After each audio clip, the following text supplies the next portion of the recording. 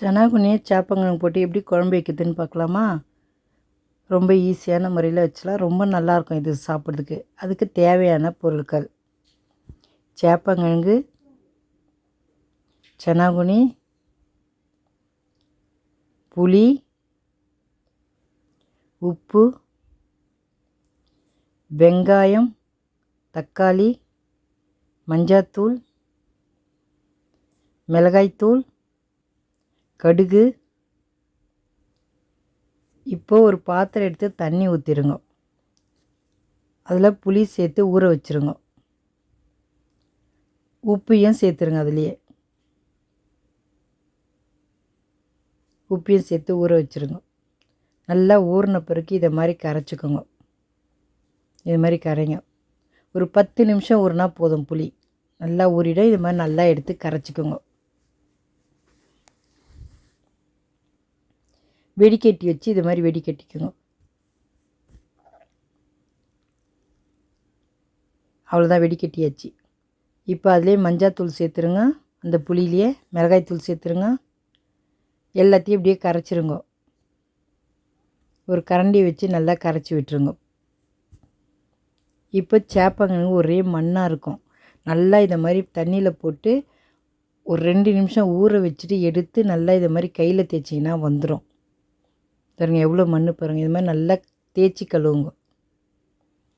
ஒரே தடவை கழுவிட்டு போட்டிங்கன்னா மண்ணாக இருக்கும். அதனால் நல்லா தேய்ச்சி கழுவிட்டு இப்போ நம்ம குக்கரில் போட்டுடலாம்.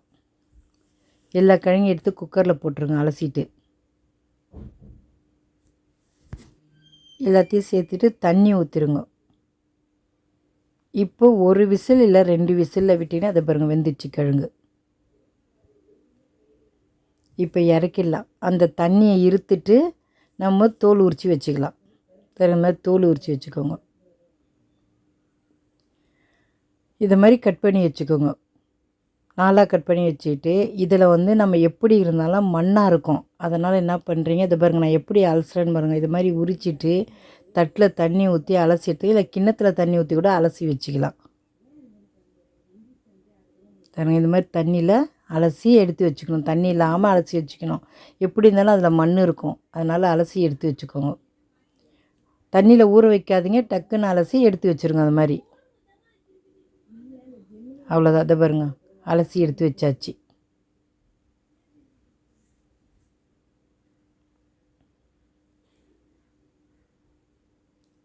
இப்போது சன்னாகுனி கடாய் சூடு எண்ணோன்னே இது மாதிரி போட்டு வறுத்துக்கோங்க.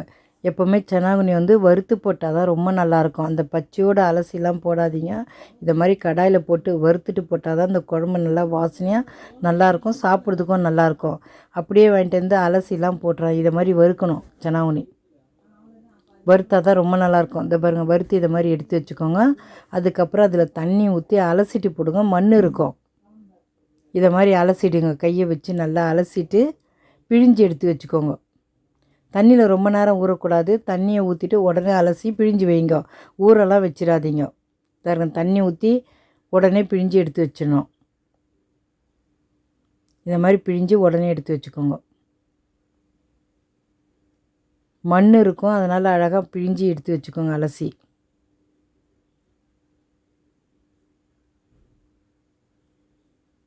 எல்லாத்தையும் இது மாதிரி பிழிஞ்சு வச்சாச்சு.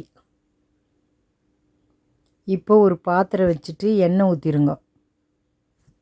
எண்ணெய் காஞ்சோன்னா கடுகு சேர்த்துருங்க. கடுகு பொரிஞ்சோன்னா வெங்காயம் சேர்த்துட்டு நல்லா வதக்கிடுங்க. வெங்காயம் நல்லா வதங்கட்டும்.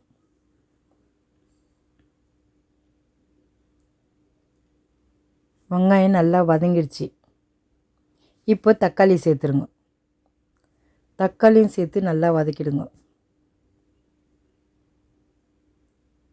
அவ்வளோதான், தக்காளியும் வதங்கிடுச்சு.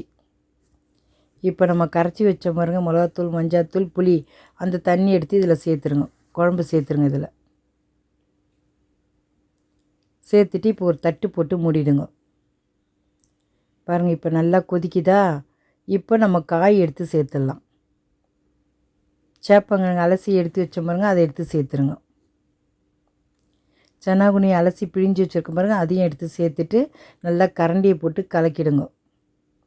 இதை மாதிரி நல்லா கலரி விடுங்க கரண்டியை வச்சு. நல்லா இது மாதிரி கலரிட்டு திருப்பியும் தட்டு போட்டு மூடிடலாம். நம்ம கொதிக்கிட்டோம். நல்லா குழம்பு கொதித்த உடனே தான் நிறுத்தணும். பாருங்கள், குழம்பு நல்லா கொதிக்குது. திறந்து பார்த்துட்டு இதை மாதிரி நல்லா கலரி விடுங்க. குழம்பு கொதிச்சிச்சா இறக்கலாமான்னு பார்க்கணும், ஏன்னா சுண்டிடும். இப்போ இன்னும் கொஞ்சம் கொதிக்கிட்டோம். குழம்பு கொஞ்சம் தண்ணியாக இருக்குது, இன்னும் கொஞ்சம் கொதிக்கிட்டோம். காயெலாம் வெந்துடுச்சு. சனாக்குனியும் வறுத்து போட்டதுனால அது வெந்துடுச்சு. அதை குழம்பு மட்டும் கொஞ்சம் கொதிக்கணும். திருப்பி நம்ம தட்டு போட்டு மூடிடலாம். இன்னும் கொஞ்சம் நேரம் குழம்பு கொதிக்கிட்டோம். ஏன்னா காய் சனாக்குனிலாம் வதக்கி போட்டு வேக வச்சு போட்டோம், அதனால் அது காயெல்லாம் வெந்துடுச்சு. குழம்பு மட்டும் தண்ணியாக இருக்குது. இன்னும் கொஞ்சம் நேரம் கொதித்தோடனே இறக்கிடலாம். அவ்வளோதான், குழம்பு ரெடி ஆயிடுச்சு. சனாக்குனி சேப்பங்கிழங்கு குழம்பு ரெடி ஆயிடுச்சு. சாப்பிட்டு பார்த்துட்டு எப்படி இருக்குன்னு சொல்லுங்கள். நீங்களும் இதே மாதிரி வச்சு பாருங்கள், ரொம்ப நல்லாயிருக்கும். இந்த குழம்பு வந்து ரொம்ப திக்காக வைக்காதீங்க, இதே மாதிரி இறக்குங்க, ரொம்ப நல்லாயிருக்கும் சாப்பிட்றதுக்கு. நீங்களும் இதே மாதிரி வச்சு பார்த்துட்டு எப்படி இருக்குன்னு சொல்லுங்கள் சாப்பிட்டு பார்த்துட்டு. லைக் பண்ணுங்கள், ஷேர் பண்ணுங்கள், மறக்காமல் நம்ம சேனலுக்கு சப்ஸ்கிரைப் பண்ணுங்கள். தேங்க்ஸ் ஃபார் வாட்சிங்.